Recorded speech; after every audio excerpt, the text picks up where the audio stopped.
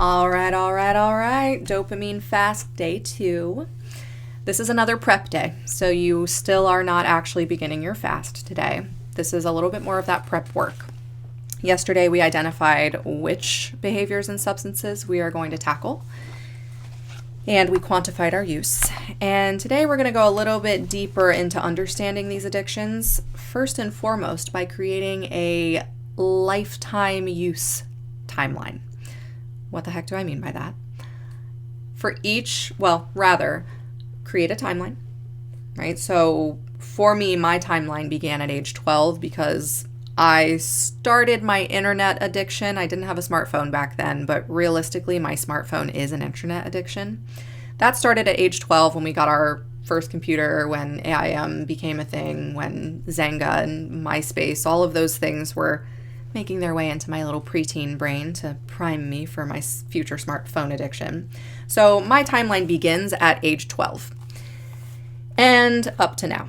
So you're going to do the same thing. You're going to create a timeline, whatever addiction you started first, and it may not have been an addiction at the time, but if you could trace it back to when it began, that's where you're going to start your timeline.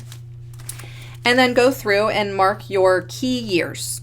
So for me, each addiction kicked in at a specific time on this timeline.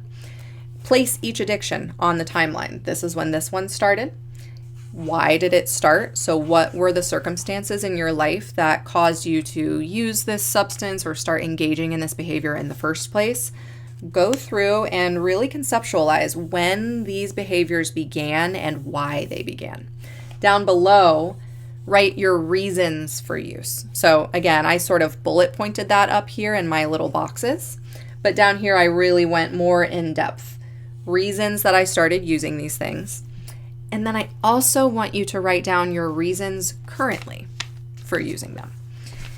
And you might not think about this stuff. Some of them are just habits at this point, but odds are, if you really stop and think about it, even the habitual things that you reach for, there's a little bit of logic behind them. You're either bored and looking for entertainment, or you're stressed or uncomfortable or looking to solve some sort of problem with it.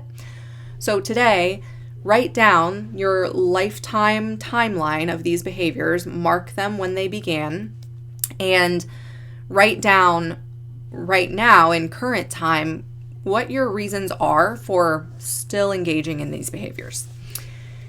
After you've done that, write down the actual results of these behaviors. So, for example, I have moments where I am stressed or overwhelmed and I reach for my phone and scroll through social media to relieve stress. The actual outcome of that is I always have more anxiety after I've scrolled social media, partially because I'm just flooding my brain with the chaos of social media in the comments section, but also because I know I don't want to be doing this. So there's just deep down a sense of guilt, shame, or just a sense that this is not in alignment with my values. So there's the desired outcome or the idea in our heads of what it is we're getting out of these things, and then there's the reality. Usually it's different. So take some time to write down why you're using these things and what the actual results are of using these things, and take your time with this. I'm going to give you some categories of problems that addictions tend to cause in our lives. Write these down, so get your little pen or pencil ready here. I'm going to say them slowly. I'll even repeat them for you. Some problems that come up when we engage in addictive behaviors or substances. Number one, withdrawal symptoms. So anxiety, depression, restlessness and boredom, irritability and anger, insomnia, cravings, obviously. Another category is relationship issues. Are any of your substances or behaviors creating any friction or any issues in your relationships? And then I'm putting work, school, and focus all together. So are these behaviors disrupting or causing any sort of problems in your work life, in your education, your schooling, or in general, just your focus? Financial problems. Are there any financial consequences to these behaviors or addictions that you're partaking in? Health problems. How are these behaviors or substances affecting your physical body? Spiritual and value-based. issues. So that's what I meant when I said, I don't want to be the kind of person who is scrolling my phone like my dog and my cat are looking at me like, hello, could you pay attention to me? And I'm scrolling my phone. That doesn't sit right with me. So that's a value-based consequence.